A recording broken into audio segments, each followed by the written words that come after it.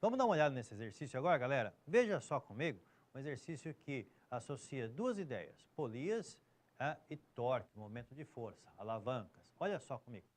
Uma bailarina de massa 50 kg encontra-se apoiada em um dos pés, num dos extremos de uma viga retangular de madeira, cuja distribuição de massa é de 100 kg e homogênea.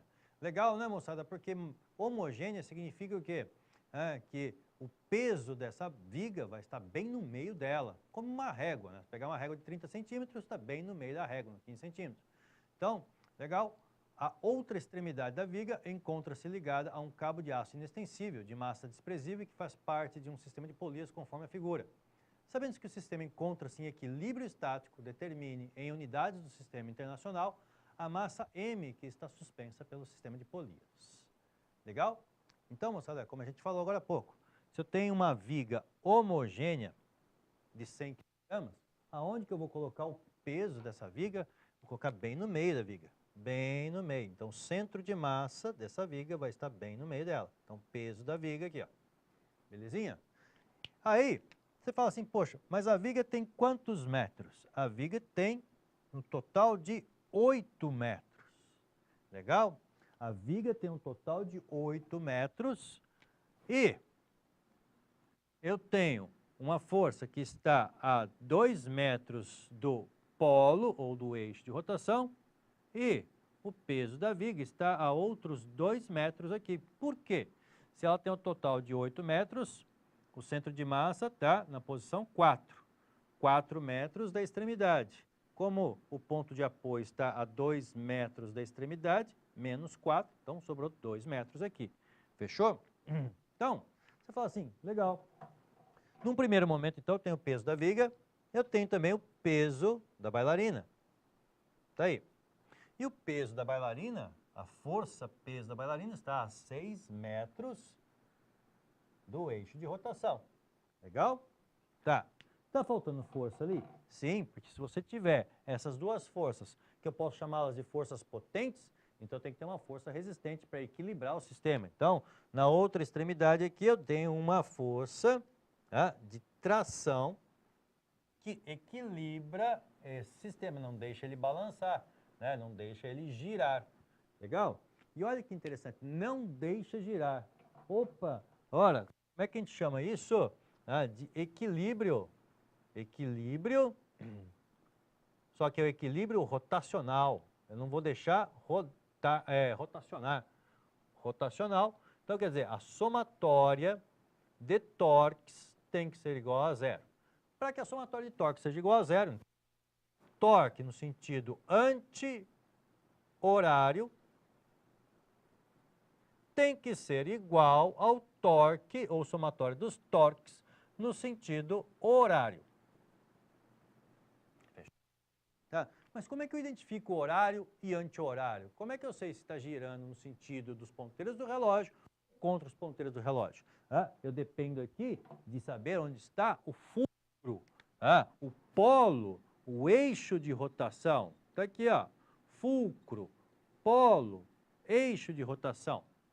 Belezinha? Então, se aqui é meu eixo de rotação, essas duas forças fariam essa barra girar no sentido dos ponteiros do relógio. Então, lá, forças que aplicam torque, então, no sentido horário.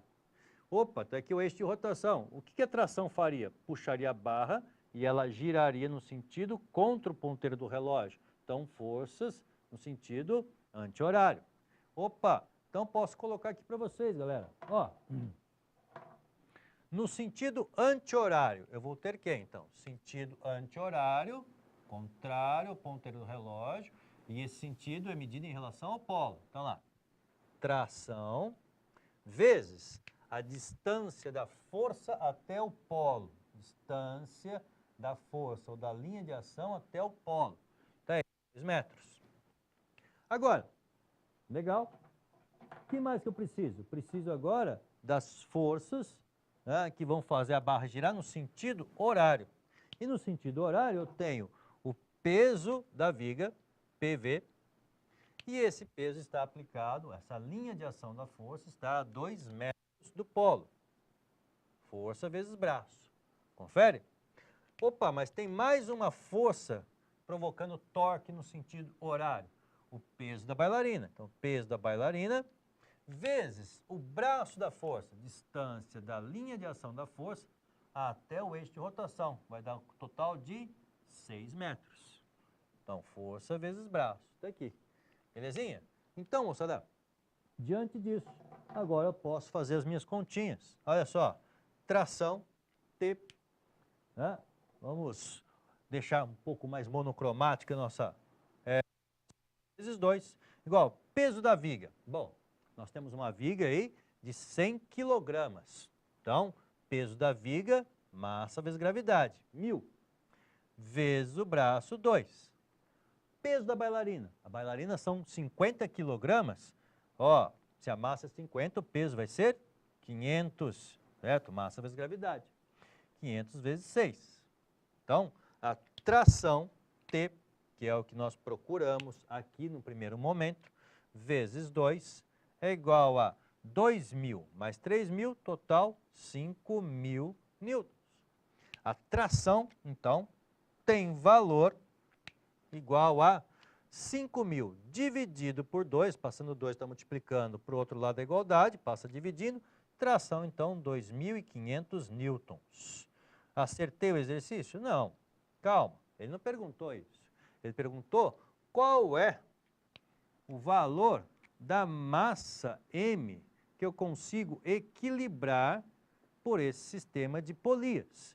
Então, daí você vem aqui e fala para mim, poxa, cara, em alguns exercícios lá para trás, porque você deve ter comentado, eu lembro de ter comentado alguma coisa nesse sentido, que em cada fio aplica-se uma tração. Então, aqui eu tenho uma tração, aqui eu tenho a reação dela, tração.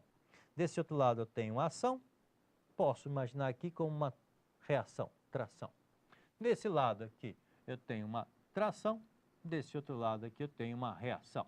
E aqui, tração, aqui eu vou ter reação, né? Então você fala, poxa, Capão, então peraí, aqui tem 2.500 newtons. Como é um único fio, é o mesmo fio por todo esse caminho, então é a mesma tração por todo esse fio.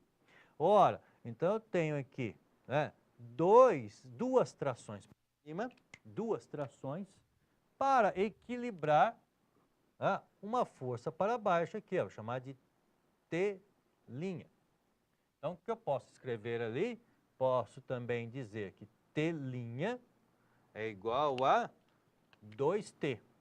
Como assim, pessoal? A tração aqui nessa polia móvel, T' equilibra duas trações T para cima. Então, eu já tenho que o valor de T' vai ser quanto? T' vai ser de 5.000 newtons. Essa força de tração T' é aplicada por esta segunda corda. Opa, é uma outra corda, então uma outra tração. Vamos lá.